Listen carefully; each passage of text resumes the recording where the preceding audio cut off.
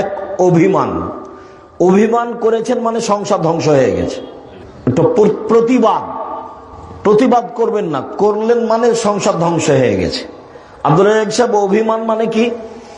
অভিমান মানে হলো এই যে তুমি আমাকে স্বপ্নপুরী দেখতে নিয়ে গেলে না, কোথায় কক্সবাজার থেকে আসে দেখতে, আর রংপুরে আমার বাড়ি কাছে আছে, স্বপ্নপুরে একদিন দেখতে নিয়ে গেলে না, এর নাম অভিমান।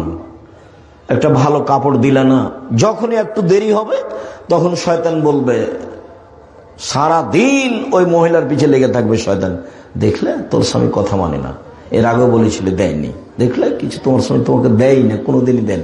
এভাবে শয়তান বলতে বলতে বলতে এমন সারা রাত আর তাকে ঘুমাতে দিবে না। সকালবেলাতে বলবে তোর সংসার আমি থাকবো না। তো বললাম ঠিক আছে থাকিস না, যা। তো বলছি এখনই তালাক দিয়ে দে। আচ্ছা দিচ্ছি, তো এক্ষুনি তালাক দে। আগে তখন তালাক দিয়েছে, 1 তালাক, 2 তালাক, 3 তালাক, 1000 তালাক। মানে যেমন তালাক দেওয়া হয়েছে তেমন শয়তান আর নেই, চলে গেছে। এখন ধরা পড়ে গেছে ছেলে মেয়ে তো 3টে। বেগুনের গাছে বেগুন তুলে খাওয়া যায়, মোলা তুলে খেলে গাছটাই শেষ। তালাক দিলে বউ শেষ। দুটা কিছু গালি দাও, মারা বকা ভালো, কিন্তু তালাক মুখ দিয়ে বের করলে তালাক হয়ে যাবে।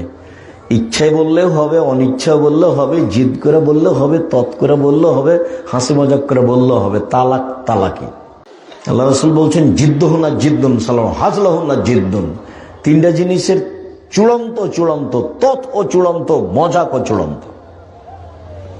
সেটা হলো, একটা হলো তালাক, একটা হলো বিবাহ, একটা হলো আজাদ, মুক্ত করা। অকারনা ফি বইউতে কুন্নাওয়ালা তাবাররাজনা তাবারুজাল জাহিলিয়াতুল উলা। মহিলারা তোমরা বাড়িতে থাকবে, এটা আল্লাহর আদেশ। বন্যতার যুগে, বর্বরতার যুগে, অসভ্যতার যুগে যেভাবে চলতো, এখন যেভাবে দেখছে, দিন রাত দেখতে পাচ্ছেন রংপুর বাজারে, আপনার ওই আরো যে আশেপাশে যেগুলো বাজার আছে সেগুলোতে। তা আমার তো সন্দেহ হয় যে আসলে এসব কি হিন্দুর মেয়ে না আসলে মুসলমানের মেয়ে। সম্মানিত দিনী ভাই বোন, আল্লাহ তাআলা বলেন, ইয়া আইয়ুহান নবী কুল্লি আজওয়াজিকা বানাতিকা নিসাইল মুমিনিনা ইদনিনা আলাইহিন্না মিন জালাবিবিহিন্না। মুহাম্মদ সাল্লাল্লাহু আলাইহি সাল্লাম, আপনি আপনার মেয়েদেরকে, জনগণের স্ত্রীদেরকে, মহিলাদেরকে বলে দেন, তারা যখন বাড়ি থেকে বের হবে, প্রয়োজনে যদি বের হয়, তাহলে সে যেন মুখের উপরে কাপড় ঝুলিয়ে পর্দা করে বের হয়। তো শাড়ি পরলে পর্দা থাকে। এই ছেলে, কেমন অনুভূতি! দূর থেকে চিৎকার করে বলছে, একটা জিনিস দিচ্ছে তো চিৎকার করে বলছে যে নাও। কি অনুভূতি! এই ছেলেরা, তোমরা যারা কয়েকজন আছো কিনা আমার কাছে ধরা পড়ে না, পাহারা দাও, আশেপাশে দাঁড়িয়ে থাকো। আশেপাশে কেউ যেন মোটর সাইকেল স্টার্ট দিয়ে না যায়, গেলে দূরে গিয়ে স্টার্ট দিবে, এখানে নয়। আর আমি তো আপনাকে বক্তব্য শোনাতে বাধ্য নই, আমি আপনার জন্য এসেছি, এ কথাই ঠিক। আমি ক্লাস থেকে বের হয়ে এসেছি, আবার গিয়ে ক্লাস করব ইনশাআল্লাহ। আমি এত ব্যস্ততার মধ্যে আপনার কাছে এসেছি, আপনার জন্য এসেছি। আপনার আমি কিছু না কিছু উপকার করবই করবো ইনশাআল্লাহ, এই জন্য এসেছি।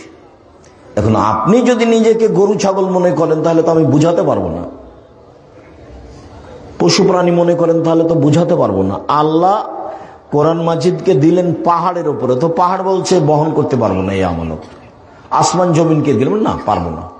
তো মানুষ বললো যে আমরা পারবো, তো যেমনই মানুষ বললো যে আমরা পারবো, তেমন আল্লাহ তাআলা বললেন জলুমান জাহুলা, মানুষ বড় জাহেল, মানুষ বড় জালেম, মানুষ বড় জাহেল, মানুষ বড় জালেম।